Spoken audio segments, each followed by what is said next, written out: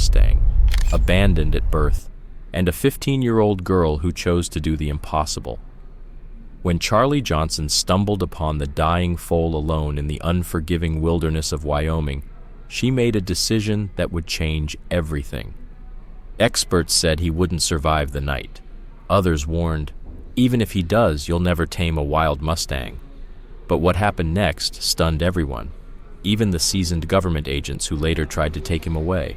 This is the extraordinary true story of Charlie and Comet, an orphaned foal and a teenage girl whose bond would defy science, logic, and law, and ultimately save an entire community in its darkest moment.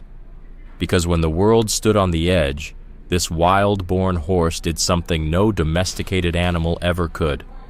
Before we dive deeper, let us know in the comments where you're watching from, and if this story moves you, make sure to subscribe, because tomorrow, I've got something even more powerful to share.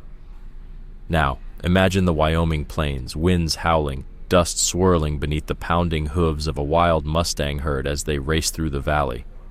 In the midst of them, a heavily pregnant mare struggles, gasping for breath, falling behind. 15-year-old Charlie stands alone on the ridge, binoculars clutched tight, her breath fogging in the cold spring air. She knows these horses better than most adults in Meadowbrook. She spent years watching them, studying them, caring when no one else did, even if it meant being called weird at school. "Come on," she whispers, willing the mare to keep up. But nature doesn't follow anyone's wishes. The herd gallops forward. The mare falters, then collapses. "No, no, no," Charlie mutters, hands shaking as she dials her grandfather. "She's foaling early. I'm at Falcon Ridge. I know I'm not supposed to interfere, but something's wrong." Without waiting for permission, Charlie races down the rocky slope, gravel tumbling beneath her boots. By the time she reaches the mare, it's too late. The once majestic horse lies still, her eyes empty, the foal only half emerged. Charlie's breath catches, but then a flicker, a tiny movement. The foal is still alive. With no time to lose, she does what she's seen her grandpa do countless times in his vet clinic. Kneeling in the dirt, she helps deliver the weak, premature colt, his coat a deep chestnut with a perfect white star on his forehead. "Come on, little guy," she whispers, rubbing his chest with her jacket, trying to coax life into his tiny lungs. For endless seconds, nothing. Then a gasp, a sputter. The foal breathes. His dark eyes flutter open, and for a moment he looks directly at her. She hears the distant rumble of her grandfather's truck, but she knows, without his mother's milk, without warmth, this foal won't make it through the night. When Albert Johnson crests the ridge, his seasoned face goes pale. "Charlie, what have you done?" She was dying. "I couldn't just watch," Charlie says, tears streaking her cheeks, cradling the shivering foal. "They left him. He'll die." Albert, a former veterinarian with decades of wild experience, kneels beside her and examines the colt. "He's early, needs colostrum fast, even then it's a long shot." "But there is a shot," Charlie presses. Albert meets her gaze, so much like her mother's, so much like the son he lost. "A small one," he says quietly. "But Charlie, this isn't a stray kitten, he's a wild Mustang. These horses are federally protected, there are rules." "Rules that would let him die," she says. They both glance at the darkening sky. Time is running out. "We need to do this right," Albert mutters. "Move her body away from the herd's path, keep him warm, and you need to know, even if he survives, he'll never fully be yours." Charlie nods, lips trembling. "I understand." Together, they wrap the foal in blankets. Albert lifts him into the truck. Charlie rides beside him, never taking her eyes off the tiny creature. "I'm calling Dr. Fernandez," Albert says as they drive toward the ranch. "She needs to see him tonight." Charlie doesn't respond. She's too busy whispering to the foal, keeping him conscious, keeping him alive. At the ranch, Dr. Teresa Fernandez arrives within the hour.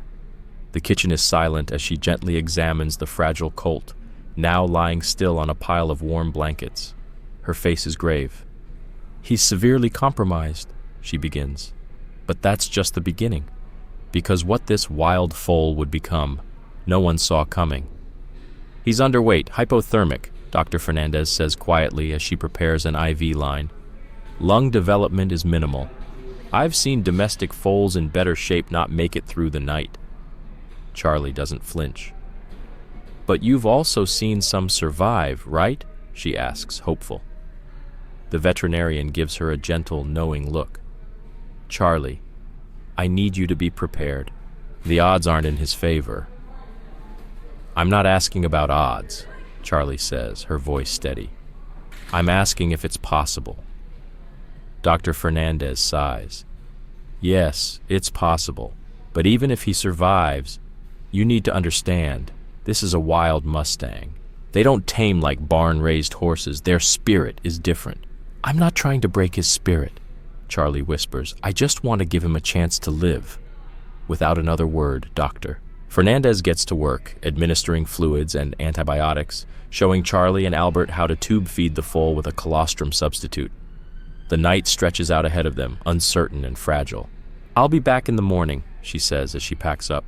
Call me if anything changes. He needs feeding every 2 hours tonight. She stops at the door. Charlie, you'll also need to contact the BLM first thing. They have to be notified about the mare and the foal. After she leaves, Albert gently places a hand on Charlie's shoulder. I'll take the first shift. You need to rest. Charlie shakes her head. No, I found him. He's my responsibility. Albert sees the fire in her eyes, the same look he once saw in her father. All right, he says, but I'm staying up with you. They settle in for a long night. The kitchen becomes a makeshift ICU. Charlie talks to the foal nonstop, telling him stories, whispering promises of wild adventures if he just keeps holding on. What will you name him? Albert asks as dawn creeps in and they prepare another bottle. Charlie watches the tiny chestnut colt breathe, slow and steady. Comet, she says, because he fell from the sky, right when I needed him. Albert arches a brow but says nothing more. By sunrise, Comet is still alive, beating the first grim prediction. He's taken several feedings. His breathing is more stable, and with Charlie's help, he even stands for the first time, wobbly, unsteady, but standing. That's it, she whispers. You've got this. Albert watches from the doorway, pride and worry mixing in his eyes. Dr. Fernandez will be impressed, he says. But Charlie, don't get too attached. The BLM might... I know, she interrupts. But right now, he needs us. Word spreads fast in Meadowbrook. By noon, a sheriff's patrol car pulls into the driveway. Sheriff John Howard steps out, reasonable, fair, and someone who's known Albert for decades. But he's still the law. Al, he nods. Charlie, I heard about the foal. News travels, Albert mutters. Small town, the sheriff replies. Look, I'm not here in any official capacity, but I wanted you to know. Craig Evans saw you bring the foal home. He's already contacted the BLM. Charlie steps forward. The mare was already dead, Sheriff. He would have died too. The sheriff's expression softens. I believe you, Charlie, but wild horses are protected under federal law. BLM has jurisdiction. So, they'd rather let him die alone in the cold? Charlie challenges. Albert puts a hand on her shoulder. I'm just giving you a heads up, the sheriff says. Steve Harrison from the regional office will probably be out here today or tomorrow. Be honest with him. Document everything. Show that you did what was necessary. Thank you, Sheriff, Albert replies as he leaves. Charlie returns to Comet, who's sleeping near the wood stove, looking just a little bit stronger. But she knows they're far from safe. We need to document everything, Albert says, hauling out his old vet camera. Photos, videos, feeding logs, medications, everything. Charlie nods, already mentally organizing how to build a case proving they acted humanely and did everything right. That afternoon, Charlie calls her mom, Melissa Johnson, who's photographing wildlife in Argentina for National Geographic. She tells her everything, watching Comet as he tries to stand again. Oh, Charlie, her mother sighs through the phone. You've always had your father's heart for the lost causes. He's not a lost cause, Charlie says firmly. He's getting stronger every hour. I know, sweetheart. But taking care of a foal, especially a wild one, is a huge commitment. And if the BLM decides, I know what they might decide, Charlie says. But I couldn't leave him there. There's a long pause. Then Melissa says softly, No, you couldn't. You're too much like your dad for that. Another pause. I'll try to come back sooner. My assignment ends next week. We're okay, Mom. Grandpa's helping. After hanging up, Charlie cradles Comet's head in her lap during another feeding. His dark eyes are wide open now, fixed on hers with a look she can only describe as curiosity. Don't worry, she whispers. I won't let them take you. The next morning, as Charlie is teaching Comet to drink from a bucket, a government SUV pulls into the driveway. She watches from the window, her chest tight. Albert intercepts the visitor on the porch. It's Steve Harrison, a BLM field officer, tall, weathered, clipboard in hand. His expression is unreadable. Charlie, Albert calls into the house. Mr. Harrison would like to see Comet. And just like that, the moment they feared is here. A wild Mustang foal, drinking from a bucket in someone's kitchen. Miss Johnson, Steve Harrison says as he steps inside, clipboard in hand. I understand you removed this foal from public land. Charlie straightens, calm but firm. His mother died during birth. The herd left them both behind. He would have died out there. Harrison kneels to examine the colt. Comet instinctively shies away, pressing against Charlie's legs. He's from the Thunder Basin herd, Harrison mutters, recognizing the markings. We've been monitoring them. The mare was in poor condition. That's why she couldn't deliver properly, Albert adds. Charlie found them during the birth. The mare was already gone. Harrison scribbles notes without changing expression. Do you have documentation? Albert nods and hands him a folder packed with photos, video evidence, feeding logs, everything. Harrison scans it carefully, eyes unreadable. Protocol says you notify us immediately, he says at last. He wouldn't have survived the wait, Charlie replies. He was freezing. He couldn't even breathe. Harrison pauses, then looks her in the eye. You do understand wild horses are protected by federal law. You can't just keep him. I know the law, Charlie says, her voice steadier than she feels. But I also know he deserves to live. A heavy breath escapes Harrison. Here's what happens next. Doctor, Fernandez will need to file an official medical report. You'll have to apply for an emergency foster care permit. It's temporary. The BLM will review if he's fit for rehab and release or possibly eligible for adoption. And if we're denied? Albert asks. Harrison's tone sharpens slightly. Then he'll be relocated to a BLM facility. The words hit Charlie like a punch to the chest. But he's still recovering. He needs consistent care. That's why I'm not taking him today, Harrison says. But make no mistake, this foal belongs to the American people, not to you. When he leaves with copies of their records, Charlie sinks to the floor next to Comet. The little Mustang nuzzles her hand, seeking reassurance. He can't take him, she whispers. Albert sits beside her. Charlie, we always knew this could happen. But Comet knows me, she says, barely holding back tears.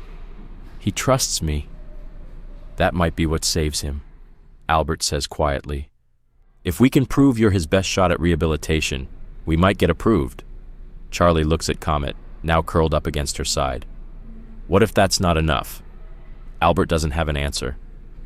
Outside, the Wyoming wind howls against the old ranch house. Inside, Charlie makes a silent promise. No matter what happens, she's not giving up on him. We've spent days crafting and telling this story for you, so if it's resonating, hit that subscribe button. It helps us more than you know. Now, back to the story. Days blur into weeks, and somehow, against every expert prediction, Comet survives. Charlie keeps detailed records of his progress. The first time he stands for more than a minute. The morning he switches from bottle to bucket. The day he trots across the kitchen floor without stumbling. Each tiny win feels like a battle won against the clock set by the BLM's final decision. Albert watches from the kitchen doorway as Charlie encourages Comet to drink from a larger bucket. He's doubled his weight, Albert notes. Dr. Fernandez will be impressed. She already is, Charlie replies, not looking up. She said she's never seen a premature foal recover this fast. You know we can't keep him in the house forever, right? Albert says gently. Charlie's hand pauses on Comet's neck.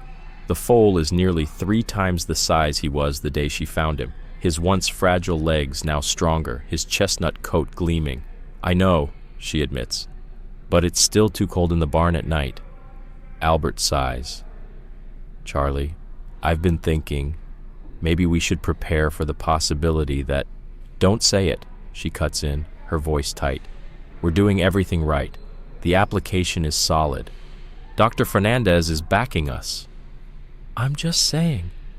Sometimes the BLM doesn't... The crunch of tires on gravel stops him. Outside, they see Dr. Fernandez's truck pulling up. When she walks through the door, her face is lit with rare excitement. I have news, she announces.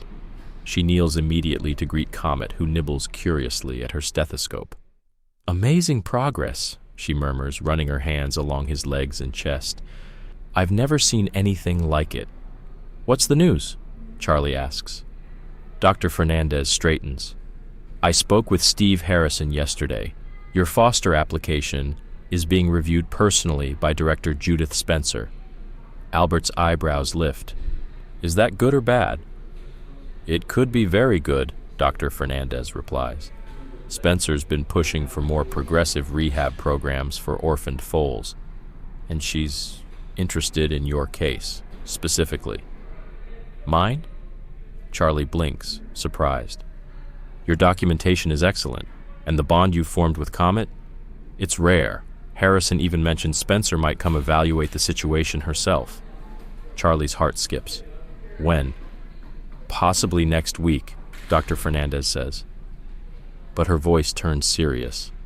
Charlie, you need to start preparing him for life outside. He needs to be spending time in the paddock. He needs interaction.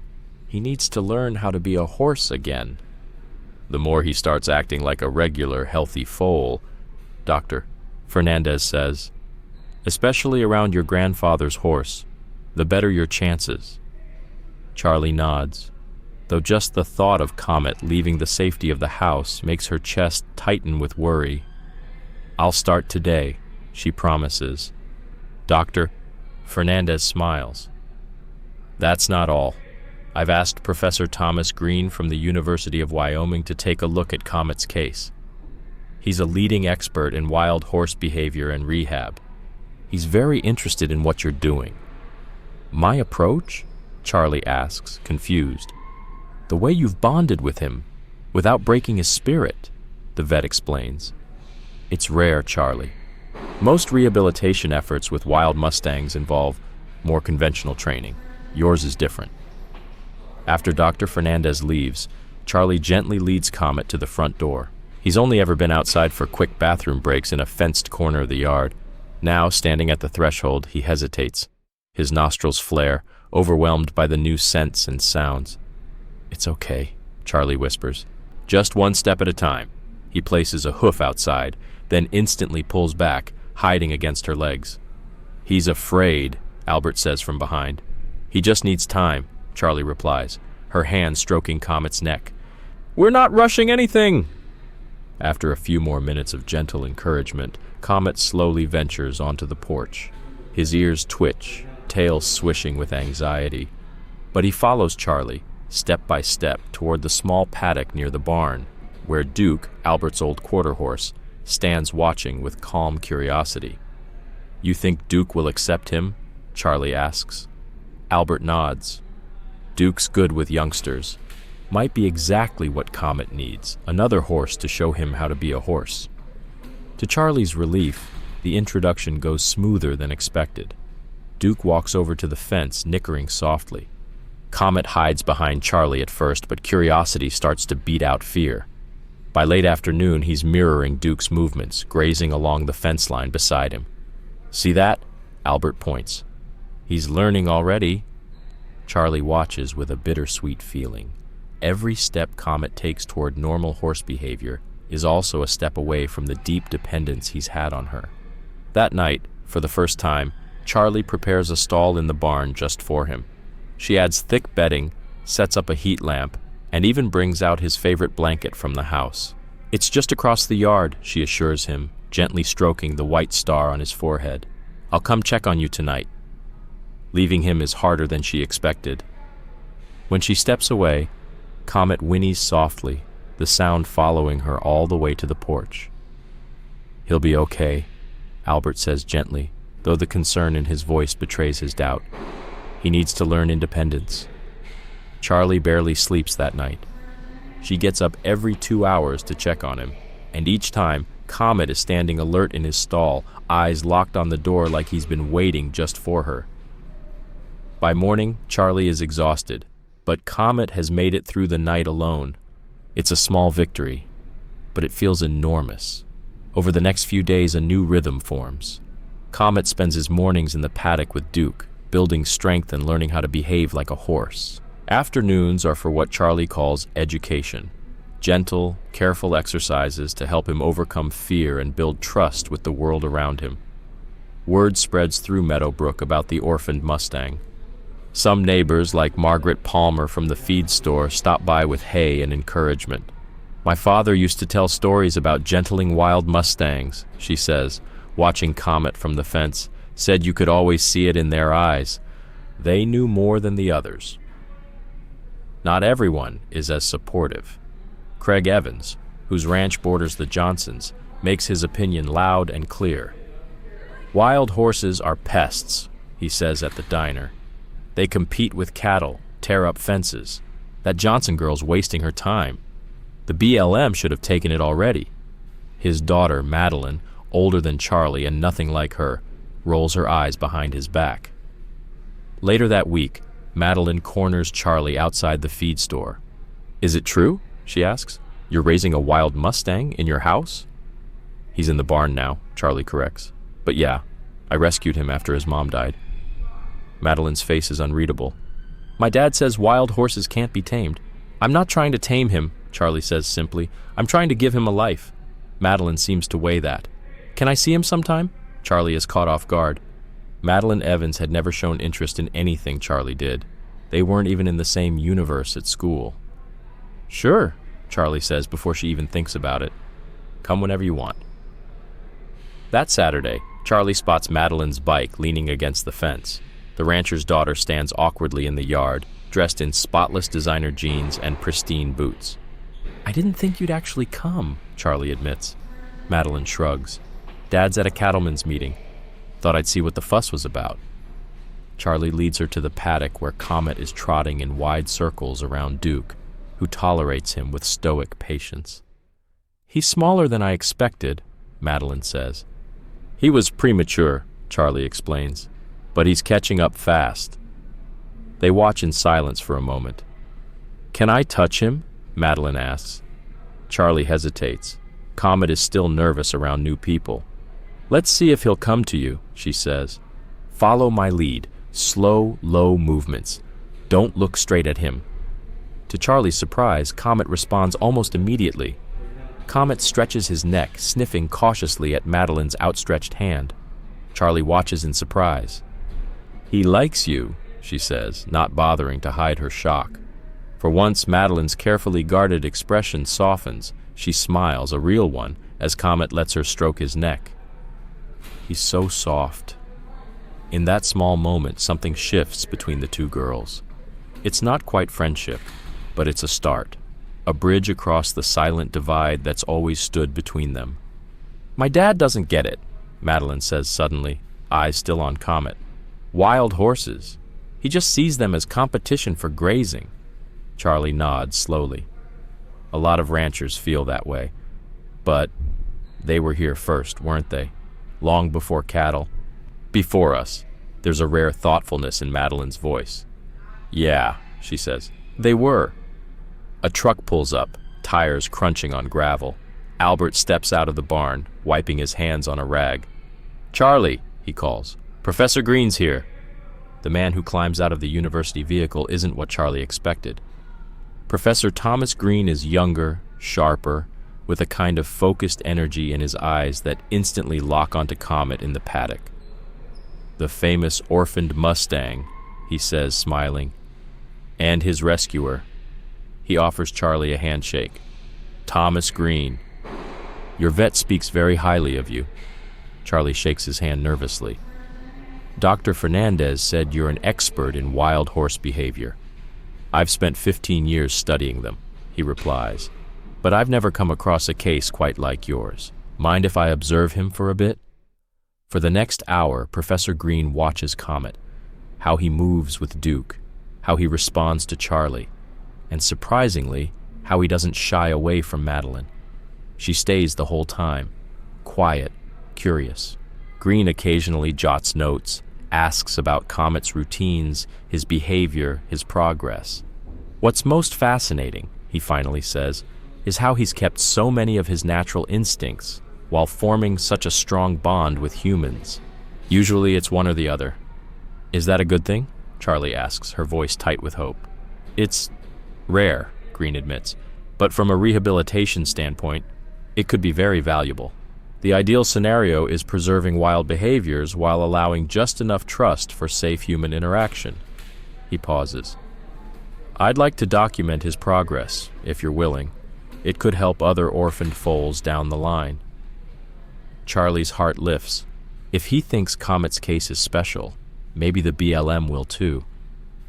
Of course, she says. After Green leaves, promising to return in a few days, Madeline stays to help Charlie with the afternoon feeding. He seemed impressed, Madeline notes. I hope Director Spencer will be too, Charlie replies. Madeline hesitates. My dad said she's tough, doesn't usually make special exceptions. Charlie's stomach drops. What else did he say? Madeline looks uneasy. Just that the BLM might use your case to make a point, about people interfering with wild horses. I didn't interfere, Charlie snaps. I saved him. There's a difference. I know that, Madeline says quickly. But rules don't always care about the difference. That evening, Charlie sits quietly in Comet's stall, his head resting in her lap, breathing softly as her fingers run through his thickening coat. We have to convince them, she whispers. They need to see what I see. An hour later, Albert finds her there, curled beside the sleeping foal. Charlie, he says gently, come inside. You've got school tomorrow. She doesn't move. What if they take him, Grandpa? Albert sighs, lowering himself onto the straw beside her. Then we fight it. We appeal. We do everything we can. But, he pauses. Sometimes, even when we do everything right, it still doesn't go the way we want. That's not fair, Charlie whispers. No, Albert agrees quietly. It's not. They sit in silence, listening to Comet breathe, his small chest rising and falling in the dim barn light. Your dad used to say the true measure of love isn't how badly you want to keep something, Albert adds. It's whether you're willing to let it go if that's what's best. Charlie blinks back tears. How could taking Comet away ever be what's best for him? Albert doesn't answer. Some questions don't have clean answers, especially when the heart is involved. Monday morning, Charlie tries to focus in school, but her thoughts are far away. At lunch, she sits alone, sketching Comet in her notebook instead of eating. Is that him? Charlie looks up, surprised to see Madeline standing beside her table, lunch tray in hand. Her friends are across the cafeteria, whispering and watching. Yeah, Charlie says cautiously. To her shock, Madeline sits down. Have you heard anything from the BLM yet? She asks. Charlie shakes her head. Professor Green's coming back tomorrow, and Dr. Fernandez thinks Director Spencer might visit this week. Madeline taps her nails on the table, then lowers her voice. You know, my mom used to volunteer at a wild horse sanctuary in Nevada before she married my dad. Charlie stares. Craig Evans, the loudest anti-Mustang voice in town, married someone who worked with wild horse protection? She doesn't talk about it much, Madeline adds. But she still has contacts, people who advocate for wild horses, people with influence. She hesitates. Maybe she could help. Charlie is stunned. Why would you want to help me? Madeline looks hurt. Because I'm not my father, and because I've seen how special Comet is. After school, Charlie rushes home to find Professor Green's truck already parked out front. Inside the barn, he's setting up a small camera rig while Albert watches with quiet curiosity. "Perfect timing," Green says when Charlie walks in. "I want to document your interactions with Comet." His responses are unlike anything I've ever seen. For the next 2 hours, Charlie walks through her routine, feeding, exercises, trust building, while the professor records every moment, watching carefully. When Comet, a wild orphaned foal, connects with teenage girl Charlie Johnson, no one expects the bond between them to grow so deep it might change national policy. At first, Comet simply needs saving. Charlie rescues him after his mother dies, and he quickly forms a trust with her that's rare for a Mustang. Professor Green, a wild horse expert, is amazed at Comet's responsiveness and natural instincts, and he begins documenting their interactions, noting how Charlie has earned the horse's trust without breaking his spirit. Despite early warnings that the BLM, Bureau of Land Management, might take Comet away, Charlie refuses to give up. When the BLM director visits, Charlie showcases Comet's progress, his responsiveness, intelligence, and emotional bond with her. Although the visit ends without a final decision, the government grants Charlie a 1-year foster arrangement, with the possibility of permanent adoption later. But just as hope takes root, a policy change threatens to undo everything. A new supervisor, Davidson, informs them of potential program consolidation, meaning Comet could be relocated. Charlie pushes back, rallying support from her community, Professor Green, and even Karen Evans, wife of a vocal Mustang opponent. After an emotional demonstration, the BLM agrees to continue the foster arrangement under strict monitoring. Through storms, collapsed barns, and harsh winter, Charlie's dedication never wavers. She even brings Comet into the house during a blizzard to keep him safe. When a controversial roundup captures Comet's birth herd, media attention begins to shift public opinion. A feature article highlights Charlie's story, contrasting her care with traditional roundups. The impact is immediate. Public support grows, and so does pressure on the BLM. Eventually, the BLM not only extends Charlie's arrangement, but launches a pilot program based on her methods.